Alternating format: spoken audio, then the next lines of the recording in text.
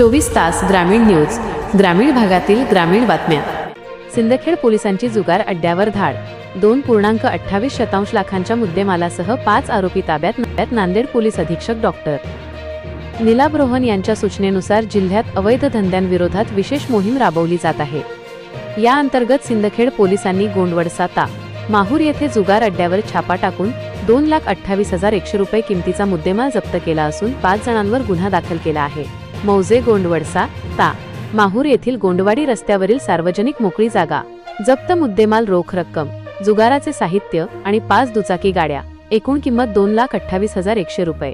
Sindkhed police ठाण्यात गुन्हा कलम 12 अ महाराष्ट्र जुगार प्रतिबंधक कायद्यान्वये ताब्यात घेण्यात आलेले आरोपी मोहम्मद नूर अब्दुल रज्जाक वय 60, राहुल केशव साबळे वय 27, अन्सार खान अजिम खान वय 38, शेख एजाज शेख फयाज वय 39, शेख इरफान अब्दुल रहीम वय 34।